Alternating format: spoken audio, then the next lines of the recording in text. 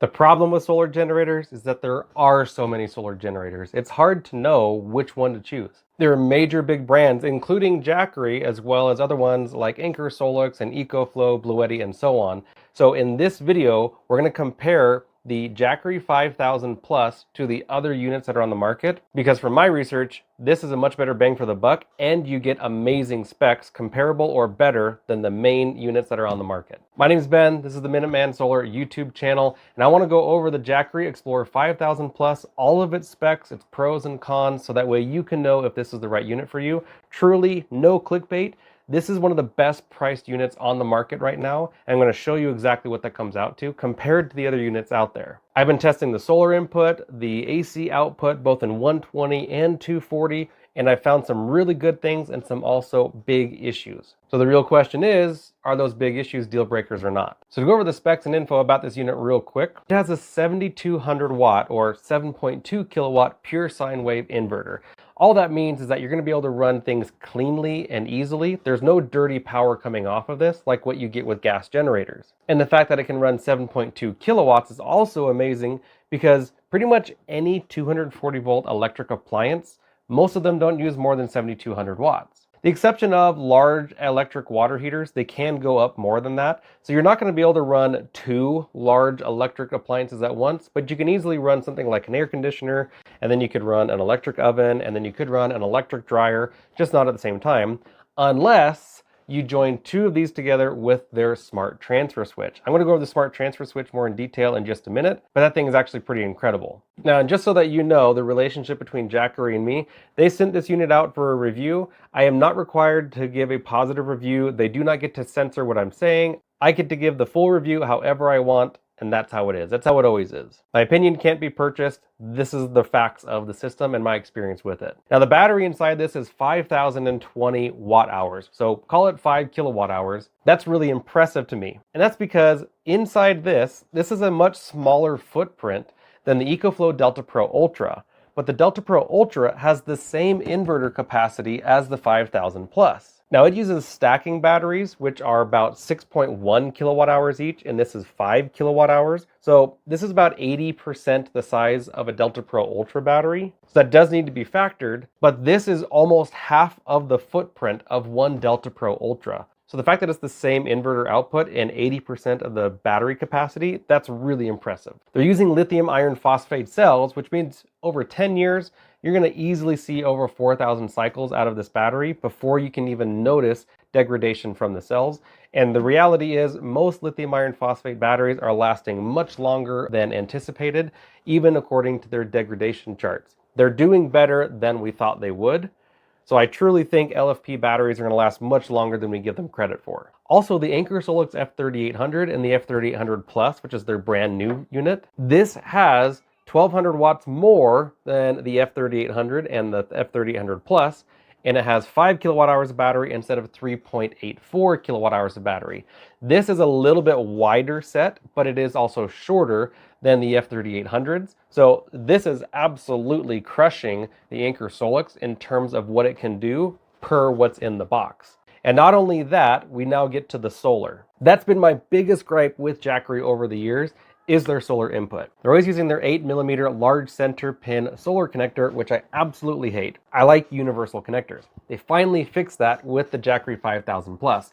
Right on the side, it has an MC4 input where you have the male and female, or the positive and negative, that go directly into the side. No adapters necessary. You get whatever normal traditional framed solar panels you want. You link them all together in series, and up to 450 volts and up to 4,000 watts is what you can get into the high voltage solar input.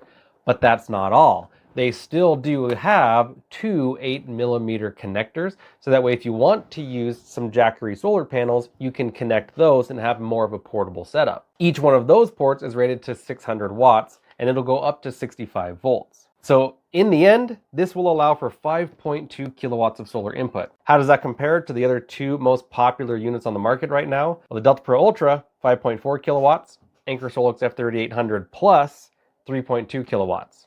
This basically has the same solar input as the Delta Pro Ultra and more than the F3800 Plus. Very impressive for Jackery to do that. There are a few major drawbacks though. You can see the screen has already turned off. I have this unit currently set up in the app to never turn off. So as I'm in here, I have this set right here to auto off time to never. So that means the AC outlets right here will never turn off. But I also wish that the screen would stay on. It's just nice to be able to walk past it and see what it's doing at a glance as you go by. I don't think the screen really uses that much power, so I wish it would stay on. Now, you do have the 4 AC outlets here on the front, which make it really easy just to plug in extension cords or plug in a refrigerator or computer or whatever it is that you want to use.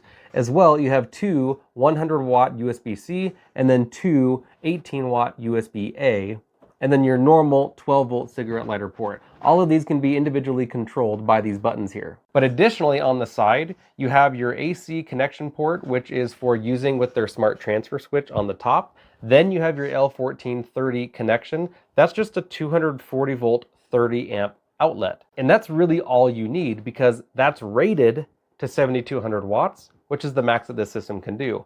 I don't know why they put the additional NEMA 1450 on here, other than giving a second 240 volt connection. So that way, if you have like an electric dryer, you just have a different style plug, so it's easier to use whatever cables you have. Outside of that, I don't really see a reason why they'd have multiple 240 volt outlets. Now, there are 2 main issues that I have with the 5000 Plus. The first is that when you're inputting 120 volt power, you do not get 240 volt power out. This is a problem for me because let's say I have a really bad day of weather and my solar panels weren't able to recharge the battery very well. What that means is if I'm running 240 volt power to my house, which is how I run my house off of this, I can't connect it to a gas generator and then recharge it from that because I would lose the 240 volt power. Now, interestingly enough, you can input 120 and get 2 legs of single phase 120 out of those outlets, but any 240 volt appliance would be damaged by using that. You would have to make sure that you turn off all of your double pole breakers in your electrical panel because it doesn't use 2 legs of single phase 120. It uses 2 legs of split phase 120 to make 240. We don't have to get into the science of that. It just means that you can't get 240 out with 120 going in. The other issue is the idle power consumption. What that refers to is how much power the outlets use when the inverter's turned on when you're not running anything. So just to have this system turned on, this uses 90 watt hours per hour of sitting doing nothing. So that means in the course of a 15-hour night when you're not really getting any solar input, you're going to lose 1,350 watt hours to this just sitting there doing nothing. That is higher than the Anker Solix F3800 Plus, which came in around 77 watt hours. There's one other small thing that's not necessarily a deal breaker, but the low voltage for the high voltage input is 135 volts, which means you have to have at least 4 400 watt solar panels, and in a lot of cases that actually won't be enough. 400 watt solar panels often use about 32 volts when they're producing power, and that's going to be just shy of the minimum voltage necessary in order to charge this. So you're actually looking at 5 to 10 400 watt traditional panels in order for this to charge. Now, that's not really a problem. The solar panels are the cheapest part of the whole system if you're not getting proprietary panels like the Jackery ones. So it's always my recommendation to max out the solar anyway. Now, I put this thing through the ringer with some heavy tests. I even pulled more than 7,200 watts constantly off of this. Did solar input testing with their folding panels as well as hanging them on my balcony, and then did, of course, the idle power consumption test. Let me show you that real quick. Now, in terms of their folding 500 watt solar panels, I was actually very impressed by this and also very confused. The first time I saw this was actually at the CES 2025 event held in Las Vegas earlier this year. When I visited the Jackery booth, I saw this Z folding solar panel, and it didn't make any sense because here in the Northern Hemisphere, we want our panels to face south.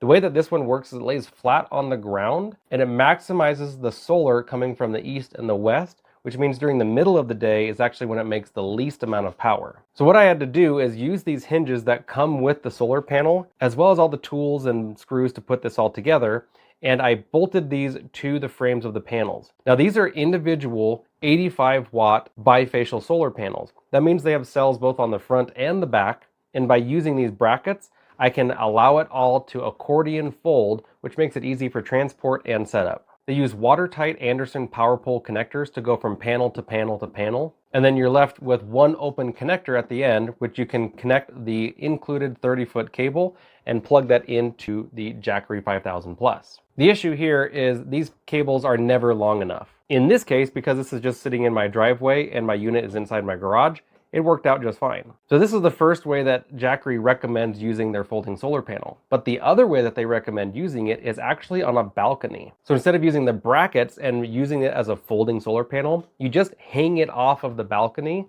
and then let it get as much sun as it can. So I did this on my front porch, just using some bungee ties, and I was actually very surprised at how much power this made. This was really easy to put in and it took no time at all. I would definitely secure this more on the bottom because the wind blows the panels around and I don't want them to get damaged. But even still, without tying down the bottom of these panels on the balcony and without securing the folded panel on the ground, we had gusts of over 50 miles an hour and these panels worked just fine. We had no issues at all with them flying away, breaking, or anything. And that was even with the folding solar panel on a hard flat surface where it could have easily skipped across the asphalt. So that was a pretty cool thing to see with this new style of solar panel. I'm not 100% one on it, but I'm actually very impressed with how well they've done. It includes a portable carry case and all of the accessories you need to get this set up, so it actually is a pretty good unit. It's still very expensive though. Now in terms of maxing out the inverter, what I did is I ended up connecting my 3,200 watt crypto miner. Crypto just means Bitcoin basically. This is a device that I use to both heat my house for free because I have solar here, as well as make me money every day as a side income. It puts out a lot of heat and it uses a lot of energy, and it was working fine. This is when I discovered that you cannot have 120 volt input as well as 240 volt output, because I connected my miner and tried to turn it on because it uses split phase power, and no power would go through to the PDU, which is just the power distribution unit, which allows me to get power to the miner. So I was able to set that up pretty easily once I got the input and output figured out. But then I also added two more smaller crypto miners that use about 650 watts each. And then on top of that, two more heat guns. And I was constantly running anywhere between 6,900 and 7,500 watts. I let that run for quite a while. It surpassed the 5-minute test, but right at about 14 minutes into the 15-minute test, it turned off. I unfortunately didn't get that on video, but it turned off almost right at the 15-minute mark. So at least going over 7,200 watts repeatedly will not be sustained for more than, say, 10 to 15 minutes at the most. But running under 7,200 watts constantly doesn't seem to be a problem. Now, moving this around to do all these tests around my house was really not that hard. The telescoping handle on the top made it really easy on soft surfaces in conjunction with the 4-inch wheels that are on the back. So whether it's on my carpet or grass, it was much easier with the telescoping handle in tilting it and rolling it that way. But on a flat, hard surface, not using the telescoping handle and just using the caster wheels and the main wheels was really easy. It was like pushing around a shopping cart. Now this thing weighs 135 pounds, so going up and down the stairs is definitely difficult, and I use the telescoping handle for that, but it is possible for one person to do. Probably should have someone spotting you though. So multiple times I took it up the stairs and down the stairs and up the stairs and down the stairs, and it didn't break or anything like that. So at least the telescoping handle can hold its own weight. And one of the things that really surprised me, and this is the attention to detail that Jackery gave about this, is that when I unboxed it, I went to go tilt the whole thing over in order to tip out the unit. But little did I know that the whole top section is actually removable, and that way it's easy to get the main unit out of the box. That was a really nice touch from Jackery to make it easier to get out. Now this also will operate on its back, so if you need to slide this underneath a bed or in a small compartment or even in an RV, it will operate without any problem that way, and there is also an additional carry handle fixed to the bottom of the unit. Each expansion battery is the same 5,020 watt hours, so that's really cool. You can daisy chain them together and get a large capacity, and then all of that can be linked together to work with their smart transfer switch. Now the biggest thing that I like about the smart transfer switch is you can use normal, say, Eaton brand breakers that you can get from most big box hardware stores. Wiring it is actually pretty easy, and I'll include a link down in the description down below that shows you exactly how to install the smart transfer switch, done by an electrician who shows you all the tips and tricks. I unfortunately wasn't able to get that installed before it was time to get this video out, so I went to go install it up at my cabin, but the snow was so thick I wasn't able to get in, even in my truck. So I may have to do that in another video, but that link in the description will be helpful if you're looking at that.